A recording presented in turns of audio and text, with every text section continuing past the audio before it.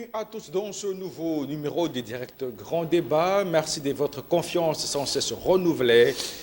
Vous nous suivez dans le monde via Canal Plus au 346. Merci, vous nous suivez direct parce que c'est en direct de Kinshasa, capitale de la République démocratique du Congo. Grand, c'est parce que les grandes figures autour de cette table commentent, critiquent, analysent les grandes questions d'actualité et les questions qui restent pendantes et suspectes ce jour. C'est un face-à-face entre le président de la République et la jeunesse congolaise. C'était au Palais du Peuple. Qu'attendre de préoccupations de la jeunesse de la part du chef de l'État, vice-versa. Qu'attendre de vœux du président de la République face à la jeunesse qu'il a appelée à une jeunesse qui est appelée à assumer l'avenir de la nation, une jeunesse qui devrait être vigilante et rigoureuse face à la situation actuelle de l'agression de la RDC par le Rwanda. Mais également, nous parlerons aussi, vous le savez, le calendrier de la CENI a été publié, mais un calendrier qui est jusque-là controversé. Pour les uns, c'est un calendrier qui n'est pas réaliste, et pour les autres, c'est une assurance pour la tenue des élections dans le délai constitutionnel. Et nous parlerons précisément de la situation sécuritaire dans la partie est de la RDC, vous le savez.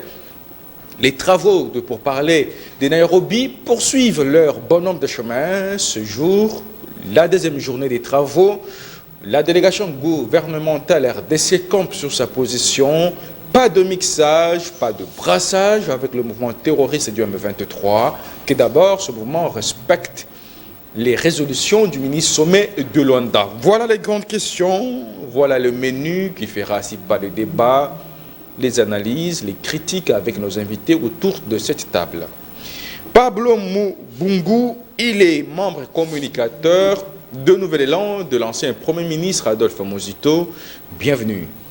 Bienvenue et merci, messieurs les journalistes, de m'avoir invité. Et je salue mon co-débatteur, je salue aussi les téléspectateurs qui sont nombreux devant les petits écrans pour nous suivre. Je vous salue aussi, vous qui êtes avec nous ici. En face de vous, nous avons Sycomore Dianga, lui est coordonnateur du mouvement citoyen Travaillons pour le Congo, MTC en sigle. Bienvenue Sycomore. Merci, monsieur le journaliste Joseph, pour l'invitation. Je salue nos téléspectateurs, je salue tous les citoyens congolais, je salue aussi l'Est de la République du Congo et partout dans le monde, ainsi que tout le monde qui nous suit en l'instant. En principe, nous devions recevoir monsieur Jojo Maele, qui est le porte-parole du MDECO, parti cher à Gabriel Mokia. Nous espérons que d'un moment à l'autre, il devra nous rejoindre. Mais alors, j'ai choisi la jeunesse parce que c'est la jeunesse qui, ce jour, était à l'honneur. Au Palais du Peuple, face au président de la République, les choses ont été dites. Les choses ont été écoutées par le chef de l'État, au-delà de tout ce qui peut être recadré, mais la jeunesse s'est défoulée. Je commence par vous, Sycomore. J'estime que vous êtes un mouvement citoyen, j'estime que vous êtes neutre. Le rendez-vous d'aujourd'hui entre le chef de l'État et la jeunesse congolaise, comment vous avez fait la lecture? Il y a une chose qu'on devrait souligner. Le chef de l'État n'était pas devant la jeunesse congolaise, mais il était devant un groupe d'individus, un groupe de jeunes qu'ils ont choisi et élus, on ne sait pas selon quels critères. En tout cas, nous avons suivi avec attention soutenue, mais ce que nous avons déploré, les conditions de sélection des jeunes. Est-ce que la jeunesse, moi j'ai toujours dit, la jeunesse, c'est la vie de Kinshasa. Or, quand on parle, nous avons la jeunesse à Kivu, nous avons la jeunesse au Kasaï, nous avons la jeunesse presque partout. Et ceux-là qui étaient aujourd'hui, celles-là qui étaient aujourd'hui au Palais du Peuple, ils étaient vraiment la jeunesse? Là, c'est une interrogation qui reste encore suspendue. Et il est impossible que la jeunesse puisse contenir le Palais du Peuple. C'est impossible. Moi, je pourrais dire que c'est un groupe de jeunes, de l'UDPS et alliés, qui ont été choisis pour qu'ils viennent nous représenter la jeunesse. Parce que nous, les jeunes, nous avons nos problèmes et nos situations que l'on devrait, bien sûr, soumettre au chef de l'État. Alors, selon vous, il fallait lancer un appel d'offres. Comment devait procéder dès lors que vous estimez que l'organisation n'a pas été bonne? Nous sommes jeunes. Nous étions concernés par cette invitation. Et le critère de sélection, le départ, a été mauvais. Si on appelait la jeunesse aujourd'hui, on ne pouvait pas contenir. Or, il fallait lancer un appel comme on l'a fait avec... De toute façon, la jeunesse ne pouvait pas contenir certainement. Mais c'est toujours un échantillon qui représenterait la jeunesse. Mais un échantillon, c'est l'échantillon de l'UDPS ou bien et les alliés. Ce sont les jeunes de l'UDPS, ce sont des adorateurs du président de la République. Ils ne pourront pas apporter quelque chose. Encore, je vous reviens. Le temps de retrouver M. Pablo Mubungu. Vous êtes membre et communicateur de Nouvel Élan de l'ancien Premier ministre Adolphe Muzito. Et comment vous avez fait lecture de ce rendez-vous de ce jour au Palais du Peuple entre Félix Tshisekedi, chef de l'État, et la jeunesse congolaise?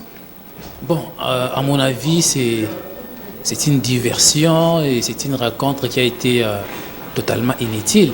Puisque c'était pour que la jeunesse puisse leur présenter ses problèmes.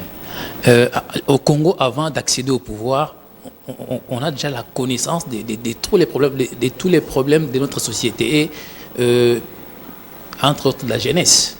Le président de la République connaît tous les problèmes auxquels la jeunesse est bitée et donc il faut plutôt que le président puisse se mettre à les résoudre, les appeler pour qu'ils puissent exposer leurs problèmes. Ça n'a pas du tout le sens. Je n'ai pas compris la démarche du chef de l'État. La jeunesse a dit au chef de l'État quelque chose que nous attendons à longueur des journées. La jeunesse a dit qu'elle veut voir son social être amélioré. Ça, ce n'est pas du nouveau. Et la jeunesse a dit encore qu'elle veut que l'État puisse construire suffisamment d'écoles de formation professionnelle. Ça, ce n'est pas du nouveau. Il y a tant de problèmes en dehors de ce que la jeunesse vient de présenter au chef de l'État. Mais ce n'est pas, il faut rectifier, ce n'a pas été une initiative du chef de l'État, mais plutôt une initiative du Conseil national de la jeunesse et du ministère de la jeunesse. Est-ce que la jeunesse a posé le vrai diagnostic? Le chef de l'État l'a récupéré et c'est devenu son initiative. Il a été invité. Bon, je pense que... Bon, ça, c'est ma philosophie. Est-ce que le vrai... Bon, aujourd'hui, selon vous, quels sont les vrais problèmes de la jeunesse congolaise? Le vrai problème de la jeunesse, c'est entre autres le chômage. Les jeunes ne travaillent pas. C'est l'une des causes du phénomène Kuluna. Nous avons aujourd'hui de plus en plus des jeunes dans les rues pour se livrer dans ces phénomènes-là. Kuluna, ils puent, ils tuent, ils font des choses extraordinairement mauvaises. Et en dehors de ça, il y a tant d'autres problèmes. Je peux citer comment dirais-je, le manque des moyens pour faire comme il se doit les études. Il y a de plus en plus de jeunes qui sont absents dans le système scolaire national, même dans le système universitaire national. Les problèmes d'insuffisance des routes, insuffisance criante des routes, ça concerne aussi la jeunesse. Les problèmes de l'absence de l'électricité dans les milieux ruraux et même dans la capitale, ça concerne aussi la jeunesse. Les problèmes de l'absence de l'eau dans plusieurs quartiers, dans la capitale, dans toutes les villes de la République, dans les milieux ruraux. Et pour avoir de l'eau, il faut faire des longues distances. Moi, pour avoir été au village, je sais que là-bas, pour avoir de l'eau, c'est les calvaires, c'est difficile. Pour aller puiser de l'eau, on faisait plus de 100 mètres. Et il y a une pente qu'il faut descendre. Vous descendez jusqu'en bas, là-bas, vous puisez de l'eau, et puis vous remontez avec... Toutes ces difficultés-là ne concernent pas une partie des membres de la société congolaise seulement. Ça concerne et la jeunesse et les autres couches de la population. Ça concerne tout le monde. Je vous reviens, monsieur Pablo. Le président est au courant de tous les problèmes qui rongent la République, est au courant de tout ce que nous déplorons, et donc il n'a qu'à se mettre à les résoudre. Mais la jeunesse elle-même, elle est responsable de ce qu'elle subit. La jeunesse elle-même. Non, c'est l'État. Est-ce que la jeunesse répond aux critères compétences? Qu'elle soit universitaire, qu'elle soit la recherche de l'emploi. D'abord, tu as soulevé la question de la compétence. Si la jeunesse n'est pas compétente, c'est qu'elle n'est pas bien formée. Je vous reviens. Si elle n'est pas bien formée, c'est l'État qui est responsable. Je reviens par là, M. Pablo. Je rappelle que vous êtes communicateur et membre de Nouvel Élan d'Adolphe Muzito. Alors, M. Sikomo Rutianga, vous êtes mouvement citoyen. Est-ce qu'aujourd'hui, on peut relever du fait que la jeunesse est butée à un problème de chômage. Or, pour autant, pouvez-vous accepter que c'est de sa faute? La jeunesse qui, pourtant, dans la plupart, apparemment n'accepte pas les études correctement, apparemment se mettra en déphasage avec le facteur compétence. Non, mais dire que les jeunes ne sont pas compétents, en tout cas, je serais estomaqué et ça va me faire très mal. Je vous dirais qu'aujourd'hui, la jeunesse congolaise, une jeunesse très consciente, et si on dit que les jeunes ne sont pas conscients, alors à qui la faute? La faute doit revenir à l'État qui n'a pas mis une bonne éducation. Même nos institutions actuelles, si aujourd'hui les jeunes on dit que les jeunes sont inconscients, à qui la faute? La faute doit revenir à l'État, premièrement, et d'aider. Nous avons une jeunesse compétente. Et moi, ce qui m'a fait trop mal, qu'il y a des années passées, 2018, 2019, 2020, 2021, le président de la République n'a jamais songé, même le ministère de la jeunesse, ils n'ont jamais songé à la jeunesse. Et tellement ils pensent que les jeunes sont manipulables facilement. Ça, c'était la jeunesse de 2018. Actuellement, la jeunesse que vous êtes, c'est à la recherche du pain quotidien, une belle voiture. Non, ce n'est pas... Vous êtes appelé à tout courant en politique. Je vous dis... Une jeunesse qui n'est pas consciente selon... Non, la jeunesse n'est pas... La jeunesse actuelle est une jeunesse consciente. La raison pour laquelle, si vous étiez aujourd'hui dans l'Assemblée nationale, il y a des cris parmi les jeunes, les inconscients qui étaient aujourd'hui dans l'Assemblée. Oui, et pourtant vous avez parlé de la jeunesse consciente. Je vous dis, dans les greniers des fruits mûrs, il y a toujours des fruits qui sont pourris. À peu près de pourcentage, vous estimez des jeunes conscients aujourd'hui? J'ai dit aujourd'hui, sur 100%, sur 100%, combien peuvent être conscients? 60% des jeunes Congolais sont conscients. Raison pour laquelle aujourd'hui, si vous aviez suivi, vous aviez entendu des cris dans l'Assemblée nationale, ils ont dit, actuellement, plus question d'un député âgé de 45 ans. Ça, c'est le départ de la conscience. Mosso, Yebela, Manda et Sili. Ça, c'est un jeune conscient. C'est juste des slogans. Par rapport... Non. Parmi aujourd'hui, la cible qui est manipulée, c'est vous, la jeunesse.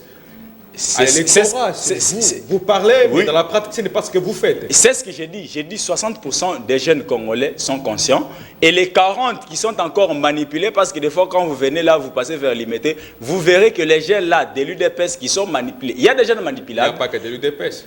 Je vous dis, UDPS est allié. Pluriel. Oui, j'ai dit, UDPS est allié. Actuellement, les jeunes qui sont manipulables, ils sont à l'UDPS et qui ne le savent pas. Parce qu'ils ne peuvent pas passer 2 semaines sans voir des guerres entre eux, ils sont en train de s'entretuer. Monsieur Joseph, je vous dis, actuellement, la jeunesse est consciente. La raison pour laquelle les élections de 2023, les jeunes se disent, pas question d'un vieux, pas question de 60, 40, non. Cette fois-ci, nous allons limiter l'électorat à 38 ans. Dès que tu as 38 ans, tu es... Parce que vous entendez parler, comment vous définissez la jeunesse?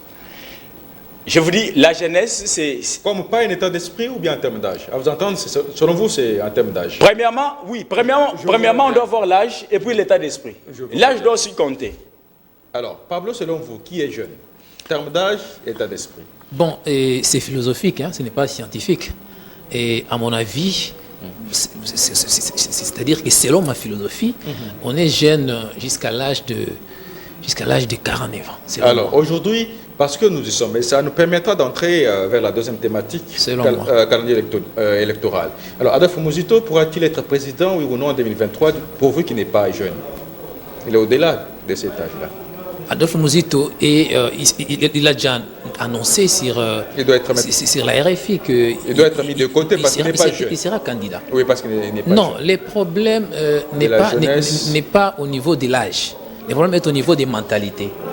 On peut être jeune et avoir une mauvaise mentalité. Joseph Kabila, qui a enfoncé ces pays dans les misères, il est arrivé au pouvoir à l'âge de 29 ans. Il a quitté tout en étant jeune. Et là, vous contredisez comment? Mais il n'a pas bien travaillé. J'ai fait ma réflexion. Je ne suis pas là pour contredire mon frère. Moi, je suis là pour répondre à vos questions en réfléchissant. Oui. Je vous conseille. Ce n'est pas une question d'âge. On peut être vieux et avoir une bonne mentalité et bien faire le travail que l'on attend de vous. Vous voyez, vous avez... Muzito s'est déjà déclaré candidat aux élections présidentielles de 2023 et nous allons, au cas où on serait seul, au cas où on évoluerait en dehors d'une coalition politique, on ferait tout pour que notre candidat puisse avoir la victoire électorale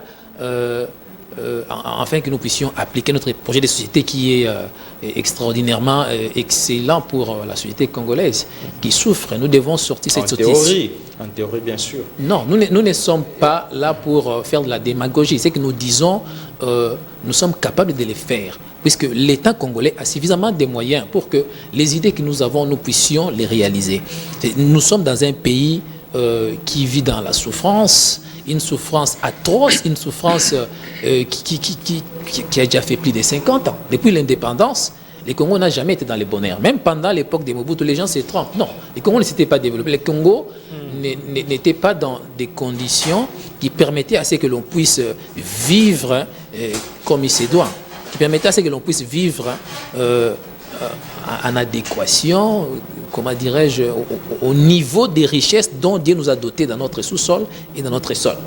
Et même au niveau des richesses que Dieu nous a dotées dans notre esprit. Parce que beaucoup de gens croient que les richesses sont seulement externes. Elles sont également internes. L'intelligence est une richesse. Les Congolais ont suffisamment d'intelligence, suffisamment d'imagination. Les Congolais est un peuple génie. Nous devons exploiter tout ça et vivre au niveau de toutes ces richesses. Les niveaux de vie au Congo ne reflètent pas les niveaux des richesses. Les richesses prises dans leur globalité. La faute, c'est au niveau... Oui, la faute, c'est l'homme politique. Y compris Muzito, quand il fut Premier ministre. Ça veut dire qu'il faut mettre, somme toute, tous ceux qui ont été aux quand il était Premier ministre, aujourd'hui, est-ce qu'ils viendront d'amener dans le même sac? Quand il était Premier ministre, son Excellence Adolphe Muzito avait fait des prouesses. En effet, il avait payé la dette de la RDC qui avait fait des années. Une dette que Mobutu avait contractée. Et l'argent de la dette, Mobutu l'avait détourné, Mobutu l'avait mal employé.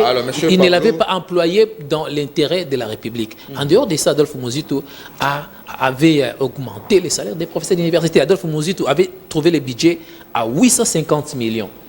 Et le budget était passé de 850 millions à 3 milliards 500 millions de dollars. Alors, M. Pablo, on n'avait pas... En ce qui concerne les budgets, au Congo, on n'avait jamais parlé de milliards avant l'arrivée d'Adolphe Muzito au pouvoir avec Antoine Gizé. Aujourd'hui, c'était un ancien Premier ministre à qui nous devons beaucoup de respect pour avoir géré la République de manière exemplaire. Il vous souviendra qu'un groupe de journalistes sur Top Congo avait proclamé Adolphe Muzito le meilleur Premier ministre de la RDC depuis que la RDC existe comme État. Nous vous le concédons. Alors aujourd'hui, le calendrier électoral publié par la CENI, vous le contestez. En Nouvelle-Zélande d'Adolphe Muzito, vous croyez que ce n'est pas réaliste? Bien sûr que oui. Le calendrier électoral n'est pas du tout réaliste. Moi, je vais m'appesantir sur l'aspect de l'enrôlement des électeurs. Je vais m'appesantir sur ça. Comment M. Nanga, plutôt M. Kadima, qu'on avait présenté comme un expert électoral de renom, peut nous dire qu'il est capable d'enrôler les populations congolaises, les électeurs congolais, sur toute l'étendue du territoire national.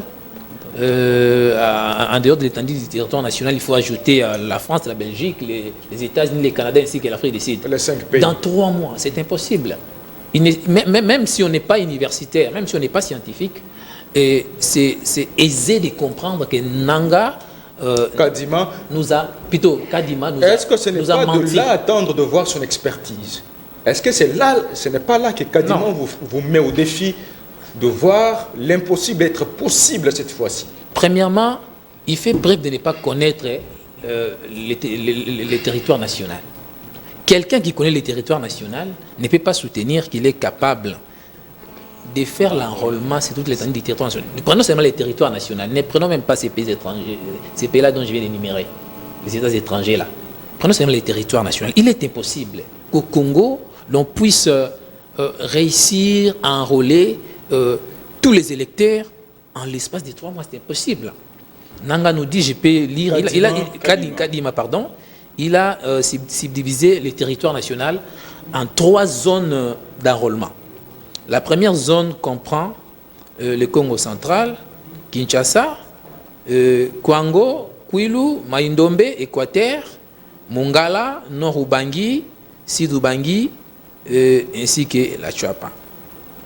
Est-ce que dans tous ces territoires, avec la réalité que nous connaissons, il y a des coins qui sont d'accès très difficiles? Est-ce qu'on peut parvenir à enrôler dans 1 mois? C'est impossible. Impossible. La deuxième zone comprend Kasaï central, Kasaï oriental, Lomami, Sankuru, Lomami, Katanga, Lualaba et Tanganyika. Et en dehors de ça, il y a l'Afrique du Sud, Belgique et la France. En un seul mois. C'est impossible. Il ne faut pas être un expert électoral pour se rendre compte que ce que Nanga a dit constitue du mensonge. Kadima. Plutôt, ce que Kadima a dit. Ce calendrier électoral, c'est en outre une manière de dire à la République que je ne suis pas à même de pouvoir organiser les élections. C'est impossible. Alors, je reviens. Monsieur Pablo Mubungu, vous êtes communicateur et membre de Nouvelle-Zélande, Adolphe Muzito. Le temps de retrouver Monsieur Sycomore Dianga, vous êtes mouvement citoyen et travaillons pour le Congo, MTC en sigle.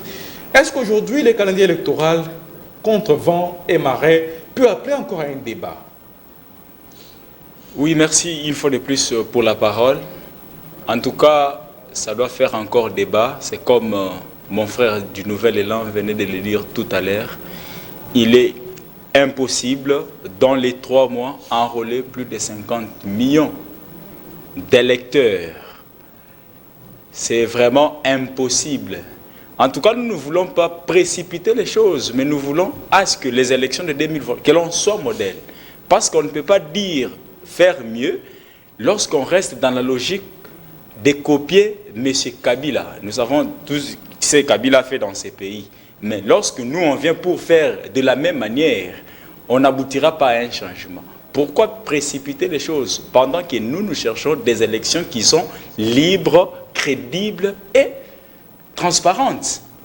Donc, M. Kadima est en train il a précipité les choses et les délais qu'il a donnés pour l'enrôlement, en tout cas, c'est impossible, mais alors, il a la chance. Le calendrier respecte-t-il, oui ou non, le délai constitutionnel? Voilà, j'ai toujours dit, respecter les délais constitutionnels ou pas, notre souci, c'est de respecter les délais constitutionnels. C'était ça le débat au départ. Oui. S'il vous plaît. C'était ça le débat au départ des hommes politiques, de la classe politique et autres mouvements citoyens. C'était le respect du délai constitutionnel. Pas même une seconde pour le régime actuel. Kadima a-t-il publié les calendriers qui respectent le délai constitutionnel, oui ou non? Il a publié un calendrier qui respecte le délai constitutionnel. Une réponse aux inquiétudes? Pas tout à fait. Au-delà de ça, on pose encore des problèmes sur la crédibilité et la transparence des élections. Vous savez, c'est ça les problèmes. On ne veut pas encore retomber sur ce que Kabila a fait en 2018. En dehors du délai constitutionnel, les élections doivent être libres, transparentes et apaisées. Voilà, par là, je peux encore soulever le problème de l'Est. Dans le délai constitutionnel, tant qu'il n'y a pas la paix à l'Est, on va tomber dans les cas où Yumbi n'était pas allé aux élections de 2018. Est-ce que nos amis de l'Est, tant qu'il n'y a pas la paix, est-ce qu'ils iront aux élections? Comme les droits reconnus à tout Congolais. Vous savez, c'est là que ça déraille. Alors aujourd'hui, ça déraille. Et pourtant, vous êtes battu bec et ongle pour exiger que le délai constitutionnel soit respecté, quasiment dans toute ingéniosité, toute expertise, confondant toute tendance. Il a publié ce calendrier. Et maintenant, vous remontez sur des élections apaisées. Qu'est-ce que vous entendez par les élections apaisées? Il faut revenir au consensus tel que le dit le PPRD, le FCC de Joseph Kabila. Vous savez, il ne faut pas précipiter les choses. Quand on parle d'une élection apaisée, c'est-à-dire quoi? Maintenant, là, nous avons besoin de la paix à l'Est. Est-ce que, quand on ira aux élections dans les délais prévus par la Constitution, et l'Est de notre pays agressé, et il y aura une partie de la République qui ne participera pas aux élections, est-ce que ces peuples-là seront marginalisés? Vous savez, là, ça pose encore un problème. Le calendrier, bien que dans les délais constitutionnels, en tout cas, il ne respecte pas les normes attendues par le peuple congolais. Alors, Sycomore Dianga, je reste avec vous. Je vous trouve en train de souffler entre le chaud et le froid. Denis Kadima évoquait un certain nombre de défis ou de contraintes dans ce calendrier, notamment d'ordre sécuritaire. Il appelait tout le monde à l'implication, notamment les institutions de la République. Est-ce qu'aujourd'hui, comme l'a laissé entendre le député national Eliezer Ntambwe, qu'au cas où la partie Est de la RDC ne sera pas pacifiée, il serait mieux de reporter les élections? Vous allez dans le même sens à vous entendre parler tout de suite? On ne va pas dans le même sens. Notre souci, c'est... Il est encore grand temps de mettre la paix à l'Est de la République, du pays. Pourquoi on doit reporter les élections? Mais notre souci est que Denis Kadima, présenté comme expert, doit nous présenter les choses claires. Et pas, c'est comme s'il est en train de tâtonner. Je vous dis, c'est pratiquement impossible d'enrôler plus de 50 millions d'habitants dans les 3 mois. Je vous dis, impossible, pourquoi? Parce que lui est expert en la matière. Est-ce que n'aura-t-il pas d'autres stratégies d'aboutir au résultat? À moins qu'il communique, s'il a d'autres stratégies. Je vous reviens, Sycomore. Alors, Pablo Mubungu, vous êtes membre et communicateur de Nouvelle-Zélande d'Adolphe Muzito. Est-ce qu'aujourd'hui, c'est dire qu'à vous entendre parler, vous vivez avec peur au ventre? Est-ce que vous donnerez raison à celle qui estime que vous, l'opposition, vous, la résistance, vous n'êtes pas prêt à aller aux élections en 2023?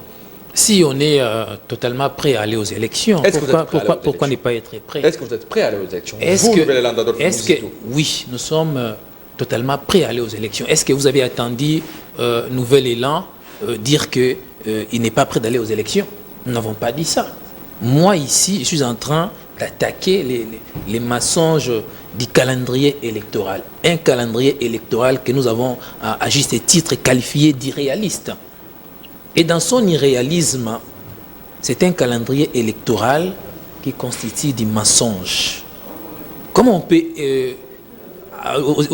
aux échéances électorales passées, on avait moins de 50 millions d'électeurs. Aujourd'hui, avec plusieurs générations de nouveaux majeurs, de 2022, 2021, 2020, 2019, 2018... et même 2023, à la veille, il y aura toujours des gens qui peuvent attendre la majorité. 2023 aussi, vous avez ajouté tous ces nouveaux majeurs. On a maintenant plus de 50 millions d'électeurs. Auparavant, on en avait moins. 40 millions. De loin moins.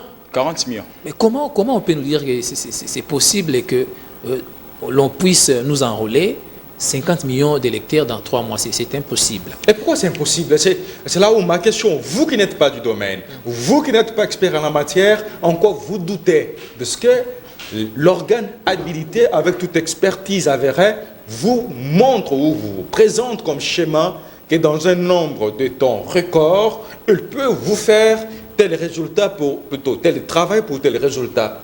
Pourquoi vous doutez? Vous êtes journaliste. Nous, les invités que vous recevons, nous vous disons que tel est compétent, et tel autre n'est pas compétent. Est-ce que nous sommes journalistes? Pour certaines questions, il ne faut pas être un spécialiste pour savoir si la personne a bien fait ou elle a mal fait. C'est certaines questions, on n'a pas besoin d'être spécialiste. Nous savons combien de temps les opérations d'enrôlement des électeurs avaient duré ici, à Kinshasa seulement. À Kinshasa, où il y a moins de difficultés qu'à l'intérieur du pays. Les opérations d'enrôlement, on en avait fait ici plus de, donc là, vous plus de 6 mois. Les conditions, 6 à 7. Les conditions d'infrastructure. On avait fait avec ça ici plus de 6 mois. Du déploiement de matériel. Oui. En tout cas, c'est très irréaliste. Alors, irréaliste. Cela dénote que les pouvoirs en place est déjà en retard. Déjà en retard, Et qu'il ne peut plus organiser les élections. Et donc, la solution à ce niveau, c'est un dialogue. Les recours au plan des sorties de crise. Ça veut dire quoi? Un dialogue? Ça doit maintenant être eximé. Non, s'il vous plaît. Monsieur Pablo Mugungu, je rappelle. On est en je crise. rappelle. On est en crise. On redonne la parole. Je rappelle que vous êtes membre de Nouvel Élan, d'Adolphe Muzito, vous êtes communicateur. Vous nous parlez du plan de crise, de sortie de crise, qu'avait présenté l'ancien Premier ministre. Mais je vous repose la question. Le FCC, le PPD de Joseph Kabila estime qu'il faut un consensus au même titre que la MOUCA avec Martin Fayulu qui estime qu'il faut se retrouver autour d'une table. Il précise même, selon Fayulu, un jour suffit pour dégager un consensus.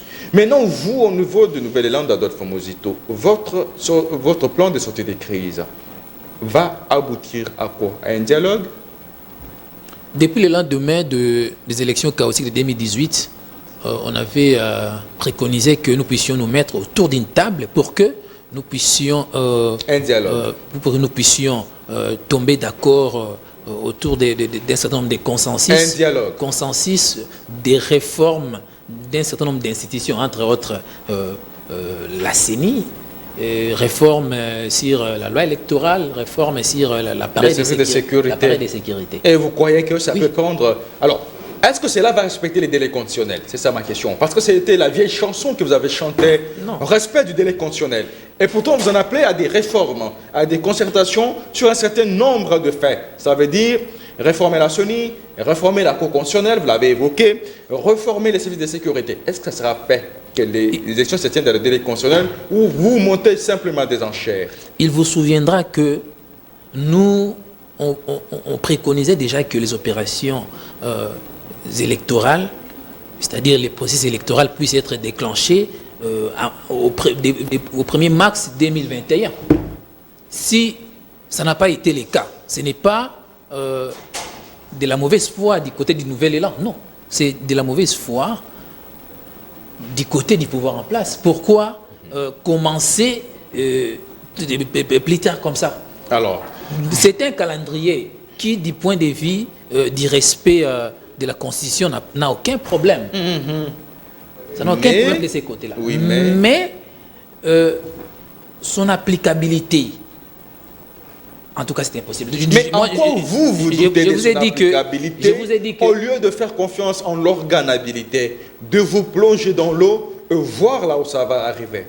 Que déjà, dès au départ, vous vous érigez en opposant face à ce calendrier de l'organe habilité à organiser les élections. Non, nous on avait préconisé que nous puissions déclencher, comme je viens de le dire ici, les processus à 2021, au mois de mars, le 1er mars précisément. Et on commençait en retard, c'est à 200. Je vous reviens. C'est pour, à 200 pour aboutir à quoi? C'est pour aboutir au glissement. Je vous reviens. C'est pour aboutir au glissement. Je vous reviens, M. Pablo. Nouvel Élan, je retiens le mot glissement, il est totalement prêt à aller aux élections. Mais ce qui est évident est que, en l'espace de 3 mois, il est impossible. Impossible, par quoi? Dès lors que l'organe habilité avec ses experts vous donne le plat. Que les Congolais éparpillés. C'est comme un cuisinier qui vous fait la cuisine, qui vous dit dans 2 minutes je vous sers. En quoi vous doutez que les Congolais nous en avons servi? Que les Congolais éparpillés à travers tous les territoires nationaux puissent être enrôlés en 3 mois. Je vous reviens. Alors, M. Sycomore, vous cuisinier, pardon, laissez-moi réagir à cela. Un cuisinier, s'il ne met pas du sel, ce n'est pas à vous d'apprécier. Il est expert dans son domaine. En mangeant, si je me rends compte qu'il n'y a pas du sel, les plats, oui. et que je lui dis que tu n'as pas mis du sel, lui va me dire que tu n'es pas cuisinier, tu n'as pas à me dire que je n'ai pas mis du sel. Mais avec la scène jusque-là, vous n'avez pas encore goûté. Pour certaines questions, je viens de vous le dire ici qu'il ne faut pas être forcément spécialiste. Je vous reviens. Il y a des choses qui sont objectives et en les observant comme ça, vous allez vous rendre compte si elles sont bien faites ou non. Je vous reviens, M. Pablo Mugungu, vous êtes membre communicateur de Nouvelle-Élan d'Adolphe Muzito. Le temps de retrouver M. Sycomore Dianga, vous êtes mouvement citoyen. Êtes-vous embarqué dans la fièvre politicienne de ne pas croire en toute expertise de la centrale électorale, l'organe habilité à vous organiser des élections, à vous dire ce qu'il doit faire, calendrier publié, vous vous en doutez. Quoi d'autre attendre? Vous savez, nous les Congolais, nous sommes très forts pour... En généraliste. Vous tous, c'est généraliste. Oui, y compris. Vous doutez même de la CENI qui est expert en la matière. En tout cas, on ne peut pas dire que CENI est expert en matière parce que nous, population, c'est les cas que nous vivons à la cité. Parce qu'à l'époque de Kabila, il a pris 7 mois pour enrôler les électeurs. Et il y avait toujours les problèmes qui s'est posés. Et actuellement, avec l'expertise de M. Kadima, il nous dit qu'il a à mesure d'enrôler plus de 50 millions d'électeurs. Pourquoi ne pas le croire? Pourquoi ne pas le croire avec l'évolution technologique? Tout évolue. Ce qui a été en 2006 n'a pas été ce qui était en 2011 et n'a pas non plus été ce qui était en 2018. Vous savez, notre père, c'est quoi? Notre père, que la même chose puisse se répéter encore, du temps de Kabila. Donc, comme l'on disait, avant l'indépendance est égal après l'indépendance. Dire encore que avant Kabila est égal après Kabila. Non. Ça veut dire que vous ne croyez pas à l'évolution technologique, même dans le pays des vieilles démocraties. Les élections, les résultats sont connus le même jour.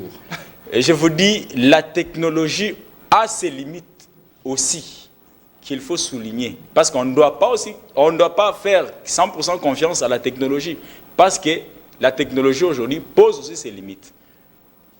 Alors, M. Sycomore, tout compte fait, à vous entendre parler, farouche opposant au calendrier publié par la centrale électorale, mais vous avez applaudi au moins que le calendrier respecterait ou a respecté le délai constitutionnel. Mais votre crainte, c'est que l'enrôlement d'abord, la première opération, qui devra se dérouler de décembre à janvier, ne pourra pas être possible que d'enrôler plus ou moins 50 millions d'électeurs en 3 mois.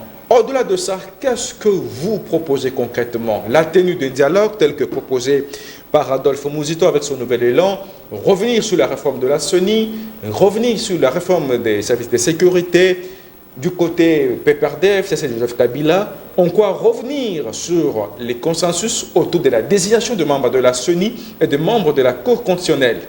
Tout compte fait, il faudra tout de suite, vous craignez les glissements, mais c'est possible que l'on tombe dans les glissements. Oui, je vous ai dit dans ces plateaux que on devrait commencer par le dialogue, même le calendrier aujourd'hui improvisé. Le calendrier aujourd'hui improvisé. On devrait commencer par le dialogue. Dialoguer, si on pouvait passer les délais constitutionnels, ce n'est pas un problème. Selon vous? Oui, selon moi. Parce que toutes les parties sont... Parce que vous vous êtes retrouvés. Et le peuple, lui, qui dira le peuple? Parce que vous, apparemment, la classe politique qui prétendait prendre le peuple en otage. Si vous vous retrouvez, oui, c'est bon, le peuple là après, vous croyez que c'est vous qui avez le monopole de la décision du glissement? C'est nous le peuple. Les parties prenantes. J'ai dit... Vous estimez, vous avez dit, si les parties prenantes se retrouvaient. Oui. Leur décision emballe tout de suite toute la population, tout le peuple. Qu'on peut maintenant glisser, bravo. Oui, mais si ça va de l'intérieur de la population, ça ne pose pas un problème. Si toutes les grandes têtes se mettent ensemble, disons non, c'est impossible d'avoir les élections libres, transparentes et apaisées dans ces délais. Il y a aussi des petites têtes qui sont le peuple. Oui. Les petites têtes, lorsque les grandes têtes décident. Mais même les peuples trouveront que non, c'est que les grandes têtes ont décidé, ça va de notre intérêt. Ce qu'on évite, c'est quoi? C'est avoir la tricherie du temps de Kabila continuer dans le temps du Félix Tshisekedi. Vous savez, Tshisekedi se prône d'un démocrate et on veut voir cette démocratie. La démocratie, c'est quoi? C'est se mettre aussi ensemble et écouter les autres. Et non se comporter en un dictateur, non. Alors, est-ce que... Autrement dit, à vous entendre parler, serait-il mis en déphasage de votre projet? Ça veut dire un dialogue qui aboutirait peut-être à un partage du gâteau pour glisser ensemble. Des habitudes que Tshisekedi n'accepte pas peut-être. C'est ce qui vous fait mal et vous vous réfugiez derrière le calendrier qui ne serait pas réaliste. Bon, au moins vous avez dit peut-être. Nous sommes du côté du peuple. On n'a pas besoin du pouvoir. Notre souci, c'est que le peuple puisse se retrouver, c'est tout. Que le peuple se retrouve.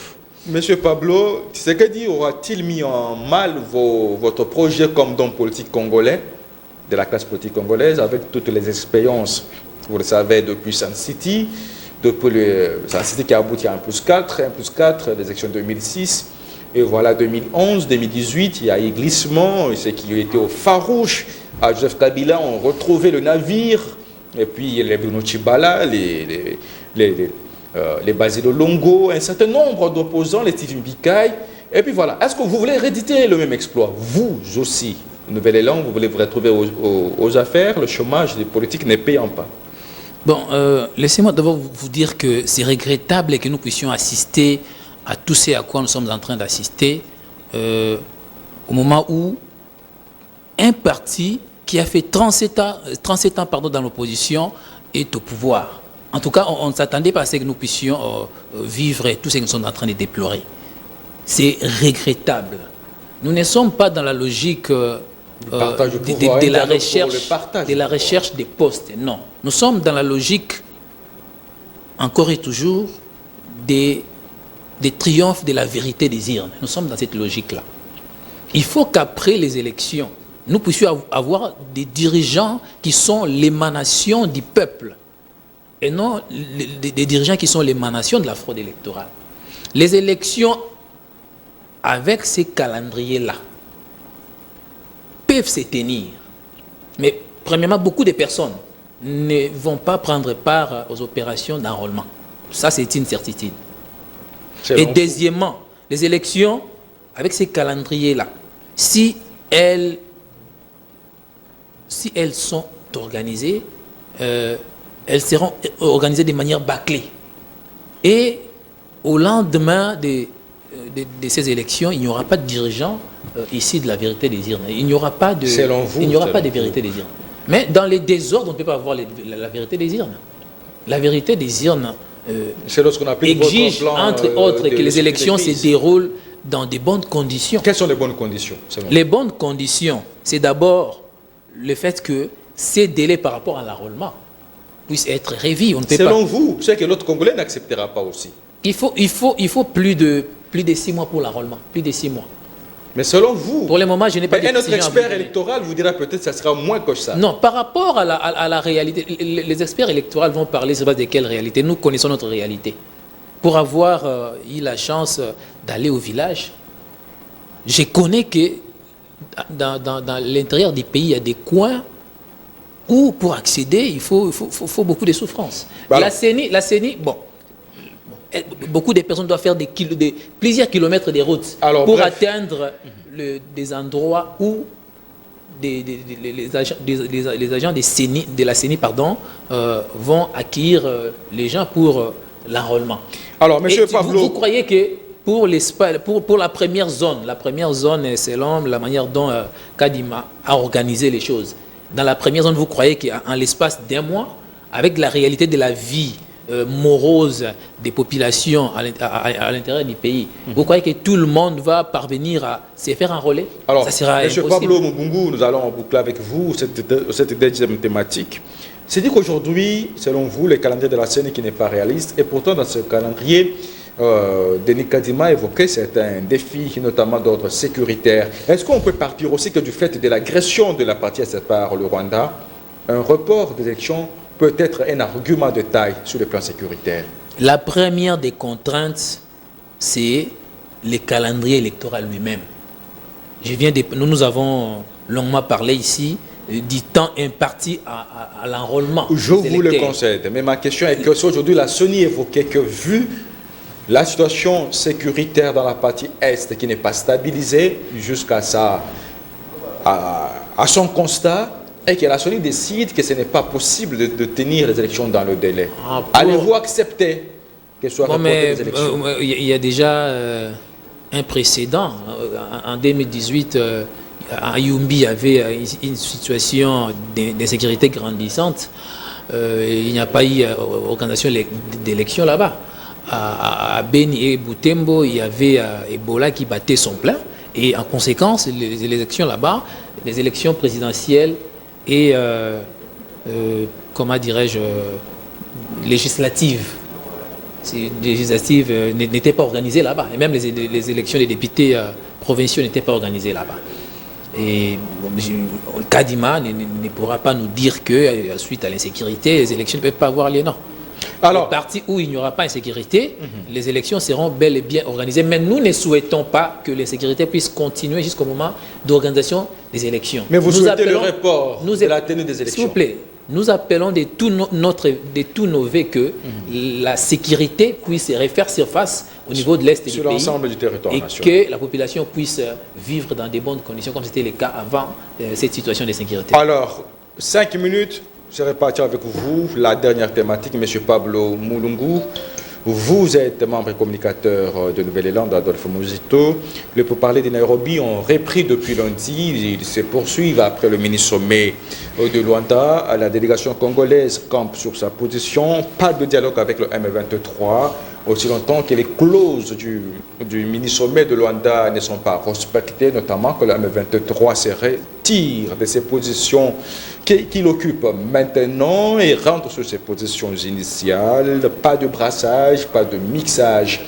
Une position du gouvernement congolais que vous soutenez, de 1, de 2. Avez-vous d'autres alternatives par rapport au pourparlers, des discussions pour qu'enfin la situation sécuritaire dans la partie de la RDC se stabilise et redevienne à la normale? 5 minutes avec vous. Nous avons préconisé que nous puissions équiper notre armée au point que nous puissions la rendre beaucoup plus puissante pour qu'elle soit capable de sécuriser les territoires nationaux et au besoin faire la guerre au Rwanda. Mais s'il faut négocier, il ne faut pas négocier avec les Rwandais. Parce que les Rwandais n'est qu'un agent international des puissances internationales qui sont derrière lui. Et ces puissances, nous les connaissons si bien. Il faut négocier avec ces puissances-là. Que vous connaissez bien. De telle manière que nous puissions trouver... Entre autres, vous les connaissez bien, entre autres. Entre autres, la France, les États-Unis. Il faut négocier avec ces États-là qui sont en train de puiser nos matières premières au travers du Rwanda pour que nous puissions trouver un terrain d'attente susceptible de permettre à ce que tout ce que nous déplorons à l'est du pays, les comportements du Rwanda puissent cesser. Plutôt que de négocier avec les Rwandais, c'est concluez s'il vous plaît. Concluez. Au cas où nous sommes en train de nous répéter, puisque la situation est la même. C'est pourquoi nous disons les mêmes choses dans les différentes émissions qui sont organisées dans le cadre des débats publics dans la capitale ici. Merci d'être venu. S'il vous plaît, je voulais terminer. Au cas où les négociations avec les puissances occidentales n'aboutiraient pas, on pourrait nouer des partenariats avec d'autres puissances internationales, des partenariats en vertu desquels on pourra avoir des industries militaires pour fabriquer des balles ici sur place, des armes ici sur place, pour avoir un appui militaire, un appui sécuritaire qui puisse sécuriser la République de telle manière que toutes les bêtises que nous déplorons au niveau de l'Est du pays ne puissent pas continuer. C'est la scène internationale, je dois chuter par là s'il vous plaît. La vraie sécurité, la sécurité inébranlable, c'est la puissance. Ça, nous les voyons avec la Russie. La Russie, pour sa sécurité, elle agresse l'Ukraine. L'Ukraine aujourd'hui est en train d'être de plus en plus détruite. Et puisque la Russie est un État très puissant, les Occidentaux qui sont à l'origine de cette guerre n'ont pas osé aller agresser la Russie. Merci beaucoup. Merci beaucoup, monsieur Pablo. Nous devons comprendre. C'est comme ça que nous devons comprendre les relations internationales et nous doter d'une forte puissance. Alors, merci d'être venu. Je rappelle que vous êtes membre et communicateur de Nouvelle-Zélande, Adolphe Muzito. Monsieur Pablo Mulungu Luzolo, merci d'être venu. Merci, monsieur le journaliste. Alors, monsieur Sycomore Dianga, vous êtes coordonnateur du mouvement citoyen, travaillons pour le Congo. Face à ce calendrier de la CENI, vous avez évoqué un certain nombre de craintes que vous émettez personnellement, notamment la durée d'enrôlement d'électeurs estimée à 3 mois pour 50 millions d'électeurs, mais vous avez appuyé quand même que la situation sécuritaire serait aussi un argument de taille qui peut ne pas permettre la tenue des élections dans le délai. C'est vrai qu'on peut reporter les élections à l'issue d'une rencontre, d'un dialogue entre parties prenantes pour dégager un consensus. Que dites-vous par rapport à la situation de sécurité dans la partie Est pour parler de dialogue, pour parler? Quelle sera, selon vous, la solution qui pourra mettre fin aux atrocités qui vivent de compatriotes dans la partie Est de la RDC? Merci beaucoup une fois de plus pour la parole. La partie Est, nous avons toujours dit qu'on doit dire non aux négociations, non au brassage et mixage et mobiliser, donner les moyens à nos forces armées pour qu'ils puissent combattre le petit Rwanda comme nous l'avons toujours dit. Nous, dans le mouvement citoyen travaillons pour les Congos, nous demandons que le président de la République puisse équiper nos FARDC afin que l'on puisse attaquer les petits Rwanda. Parce qu'aujourd'hui, les négociations, on connaît déjà les ennemis du Congo. Ce sont les hypocrites internationaux qui mettent du fait pour bénéficier de nos richesses. Aujourd'hui, nous pouvons les identifier facilement. Et si, aujourd'hui, les zones tampons créées, depuis la résolution des États africains, des États de l'Est, qui n'ont abouti à rien jusque-là, je dis rien, parce que le M23 occupe encore ses positions. Il n'a pas respecté ce qui a été fait au mini-sommet de Luanda. Le président de la République, Félix Antoine Tshisekedi Tshilombo, est appelé à équiper nos FARDC et dire non à toute négociation de brassage, mixage et créer des zones tampons dans notre territoire.